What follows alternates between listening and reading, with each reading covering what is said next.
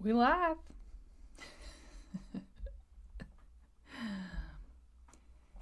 Hey, welcome to the podcast that saved the world. Okay, that's very dramatic, but intentionally so.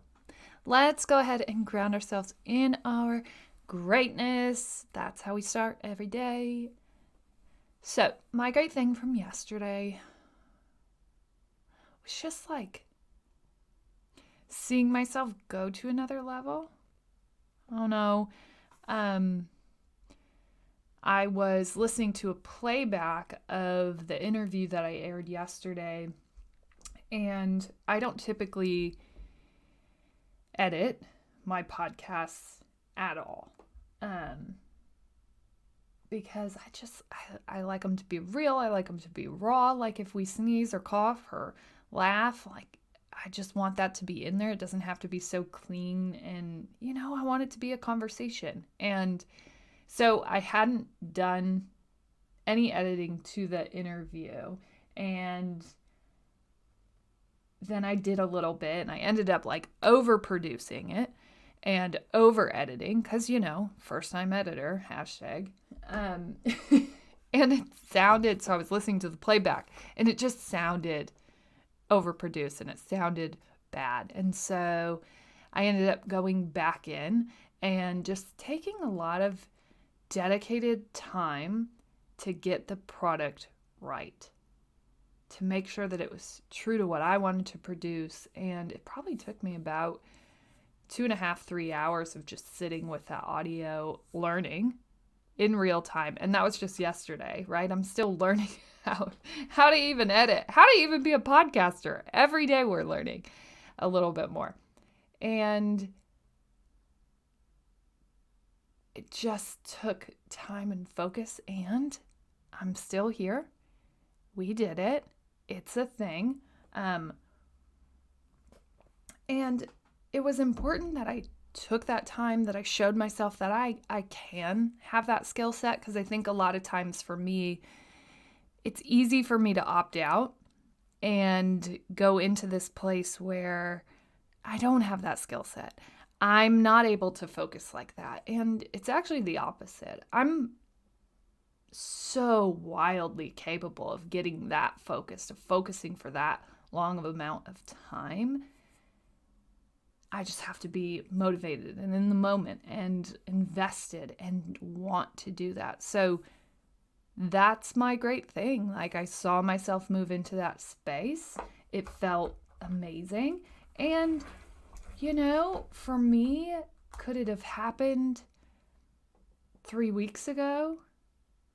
No, like it had to happen in that moment. I had to be excited and ready to move. And you know what? It wasn't perfect, far from it. It never is. It's never meant to be perfect, I don't think. That's my personal opinion, absolutely.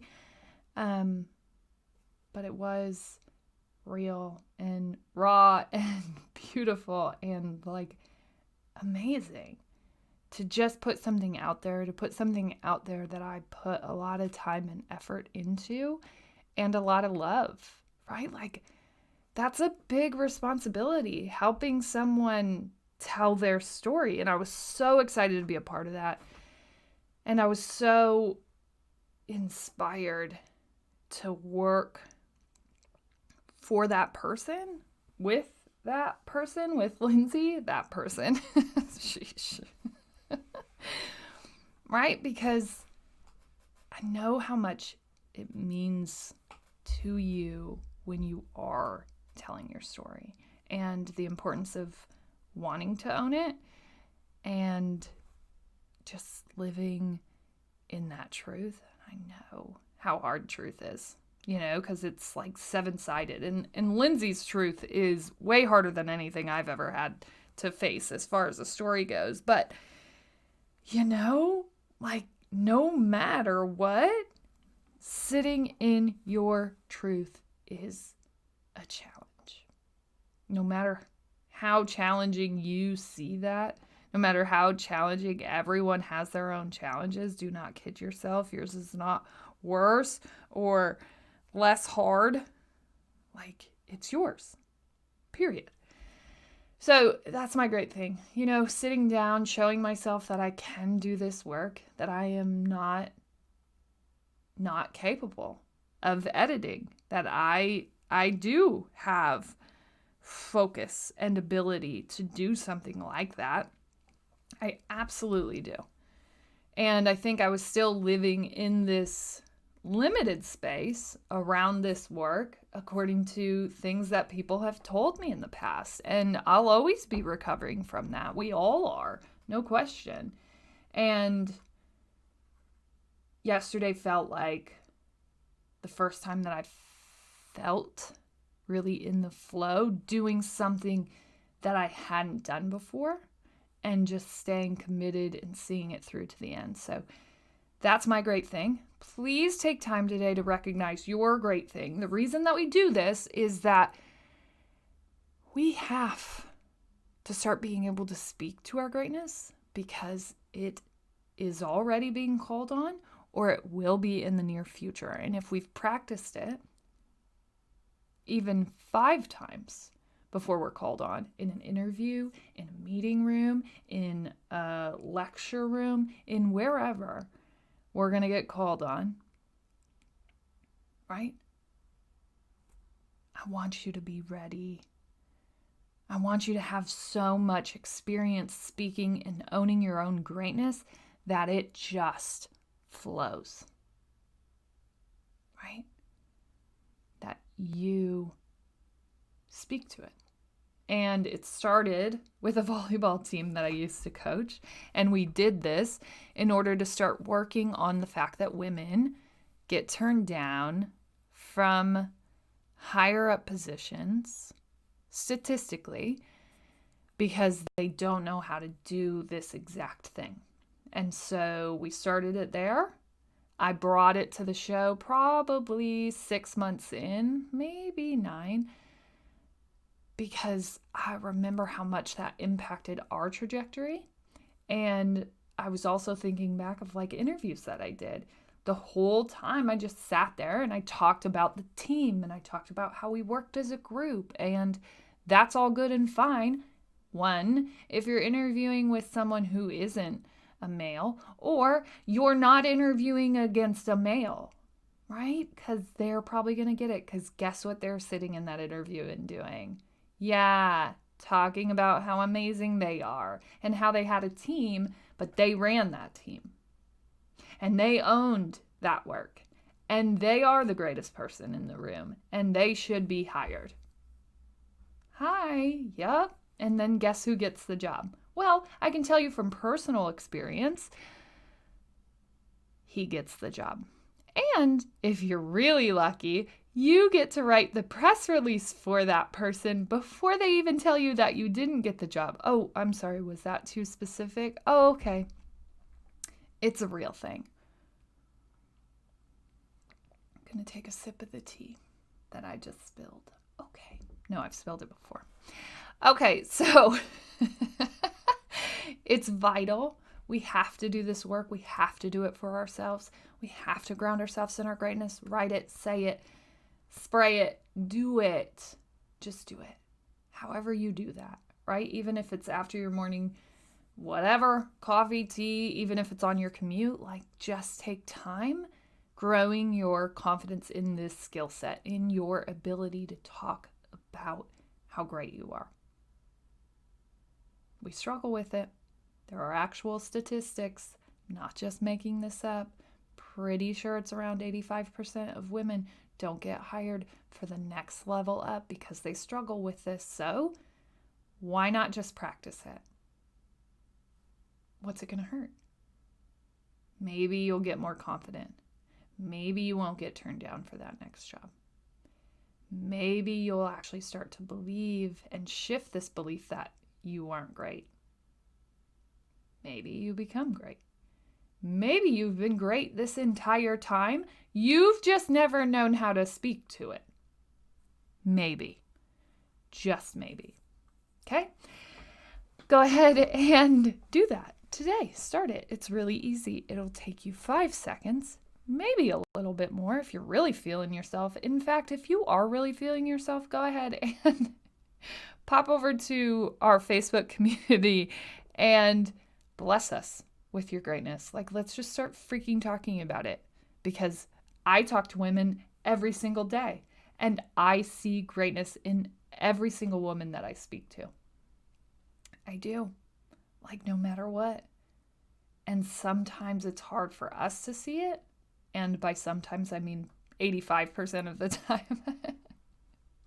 But maybe if we start recognizing each other for it and we start just saying it, even though it feels like ripping a Band-Aid off, still does to me. I do it every day on this podcast, and it still is like, should you open your podcast like this? That's kind of a risk, right? We don't do that here. We don't support each other like that.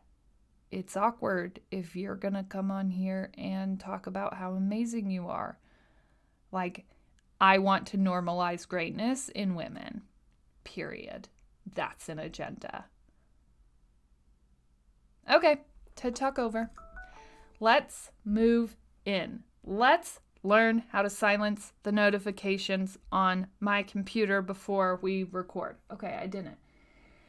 So, we've officially stripped your identity and all the things that you thought that you knew about yourself. You're welcome. You've arrived. If you don't feel like it's been stripped, go ahead and listen to yesterday's interview with Lindsay and then come back to this episode, okay? Before you pass go, collect $200. No. Go directly to jail. Go directly to yesterday's episode. Do not collect $200. Go directly to yesterday's episode. Okay. So we had Lindsay on and she was talking about identity and how, for me, I had multiple identity crises. And one of the biggest ones was when my parents got a divorce, right when I was at a major identifying point, right when I was right when I had started college. And so for me, it was like, those were my roots. That was my true. That was the only person. So much of who I was becoming was unknown that was like my saving grace. Those were my roots. That was the only story that I had left. And when that got ripped out from under me, it was like, who am I now? Right? And so Lindsay spoke to that yesterday of like, if you took all of that away, you're still a person. And I've experienced that firsthand. And yet I was still at this place trying to identify with things that I could lose. Like, I am a mom. I am a mom. And for me, the hard shift in losing that identity and forcing myself to remove that from my identity is the fact that I have to actually acknowledge that could go away, and it won't ever go away, right? Like, it will always be in my soul. It will always be in my truth, but in my physical being, it may go away. And if I've readily assigned all of my identity to that being me, it's dangerous. It's scary because it will go away and it will continue to shift, right? Like Lindsay talked about growth. It's about growth. It'll continue to shift. I'm not going to be the mom I am today 5 minutes from now. I'm not going to be the mom I am today 5 years from now, 10 years from now, 15 years from now. That's ever changing. It's not going to change in my soul, the fact that I am a mom. But it also means that if I'm relying on that being my identity right now as it sits, that's a vulnerable place to be. Okay, so what do we do with that? Now that we've stripped all of that away, what I want to start thinking about is the place where we just exist. And if you have time or space this weekend, or you make time or space to really start thinking about this, to really start removing all the identity, period, sit with this thought.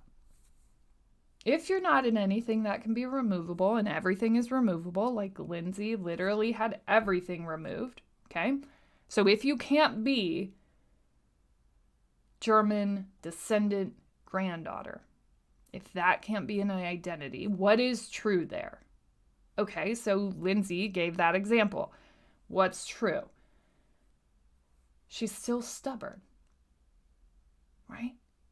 Even though it doesn't come from her German background, her German grandmother, even though that's not her bloodline, she still is that, right? She still is real. That's still something she absolutely is. The identity that she had attached to it just changed, right? Now, who knows where it comes from? Gosh, I hope she figures all that out someday, and I hope to be able to read about that. But that's just it. That's why it's growth. That's why it's ever changing. That's why we can't connect to that. Even I posted a soundbite from the episode, and Lindsay had said, like, your parents aren't even your roots. And I almost didn't post it anywhere because I'm just like, that's not true, right? For some of us, they are. That's not fair. Lindsay, don't put that on me. No, thank you. Right? But it's true. But it was the same as with my kids. It was the same with this identity that I have as a mother.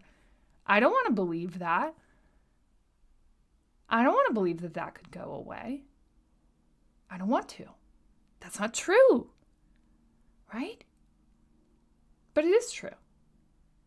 And we've been told stories about ourselves for a long time from who we were before we created our own stories. Right? And those stories stuck with us. We continue to tell those stories. We've been told those stories.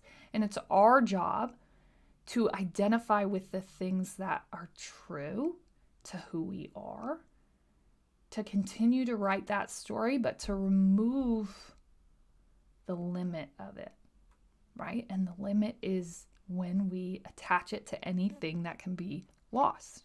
Remove the limit of it. What is true about you that can't be removed? Fine. For Lindsay, she's stubborn. For me, I want to be able to come up with something like that. I'm annoyingly optimistic, and like I'm not saying that to like try to come up with something that is positive but also not really all that negative. I can't even really be trusted at funerals. I'm just saying.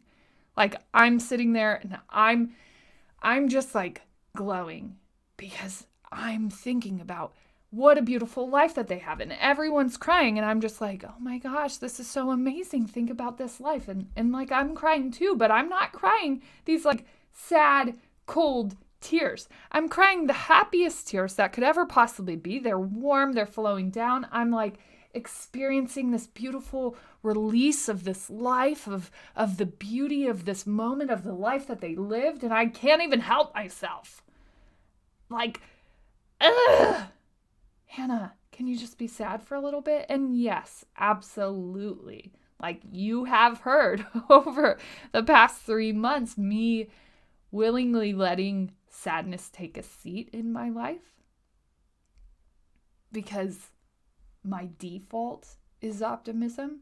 And so that means that I'm always trying to escape the pain of those moments. But this is the problem. This is the problem with optimism. Eternal optimism, inescapable optimism.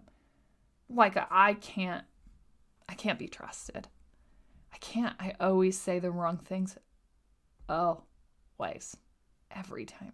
Because I'm just like, no, it can't be that bad. There's got to be a light, right? And this is true. This has always stuck with me. This is not something that's removable. Does it take breaks? Absolutely. But this is just an eternal being. This is my soul. This is my person. When I let myself experience myself, I am a light, right? And while we can lose that, while that can be covered up, it doesn't go away, right? Like that identity, that internal being, that's who I want you to dig into over the weekend. The next time that you have time, like I want you to go deep to that place and really remember where Lindsay took us this week. Really think about that. Really remove that, right? And then allow anyone that you're responsible for to do that same thing and remove yourself from their identity as well. So definitely as parents, I think Lindsay had a couple of great notes and tips for how you help raise your kids in an identity they could create themselves. And I think that's such a challenging place as a parent to remove yourself, right? Like, come on. I don't want to. Like, I want my 3-year-old to hold on tight. But I also want them to be independent. I also don't want them to go through an identity loss in me. I don't want their pride to be dependent, their pride in themselves to be dependent on me, in my opinion. Right? Because that's scary. Because it could go away. I don't know. I don't know what's going to happen. And like, they could forever suffer because of my inability to remove the narrative that I wanted for their lives. So, let's just focus on you, because that's kind of a tall ask of me to like throw out there that now you should also remove your identity from other people. If we're just focusing on you today and we're saying like, let's rebuild this, let's go from scratch, this is what I want you to keep in mind. There are the outlets in which you get to live out your identity, in which you get to gift yourself to the world. Those things are not your identity, but they are, right, where you're at in that moment. So you might look at me and you could say, oh, Hanna's a speaker. Hanna's a writer. Sometimes. Those are just things that I do. Those are outlets at the current moment. That is not my identity because, hey, party people, I could lose my voice any second. Okay, let's just knock on wood. Right? I could lose my ability to write. I could lose my ability to think. I could lose all of these things. What's true if it's all gone? Right? Remember that you're real. And we've been on, for goodness sakes, a minimalist journey. If you've been here from the start, like you know, we've been removing the ties to material. We've been removing the ties to outlets, right? Jobs, 9-to-5s. We've been removing those identities, the things that we're told to hold true about ourselves, the things we're told represent us. We've been removing that. Today, hopefully, is the last layer of that removal of identity. And I'm so happy that Lindsay could take us to this place because it's a hard subject. It's a hard shift to make. When you remove all the things you've been told, right? The materialistic, the outlet, and now the roots. Roots? Do other people say roots? I'm like a roots person. Maybe it's a Midwest thing. Ruts. Crik. Okay, so that's where I'm settling. Okay, it's Ruts, it's Crik, and it's Ra-Coon. And no one says Ra-Coon, but I am going to make it happen. Are you really? Stop trying to make fetch happen. It's never going to happen. Listen, Fetch may not happen, but Ra-Coon will happen. And if it happens, it started here. And you should all know that. You can go ahead and mark your calendar. Mark it. Ra-Coon. I'm sticking to it. It's going to happen. Ruts, Crik, Ra-Coon. Okay, so let's go back. We've removed all those things. They're gone. We can't be attached to them anymore. Or we're attempting to remove them. And I'm not saying like that your job still isn't something that's going to be important at the end of all of this, but it's only the outlet of the gifts that you have, of the identity that you are when all of that's removed.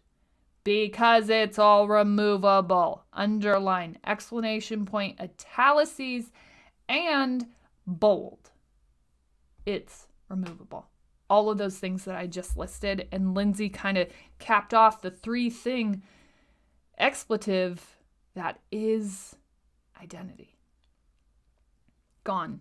Even roots. Even if you think it can't go away, it absolutely can. So we got to remove it. We have to remove it, not because it isn't a part of who we are, but because it's limiting our ability to find who we truly are. Right? Because it's just easier. It is.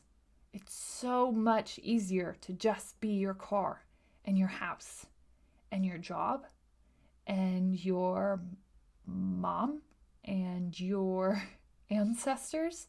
It's just easier.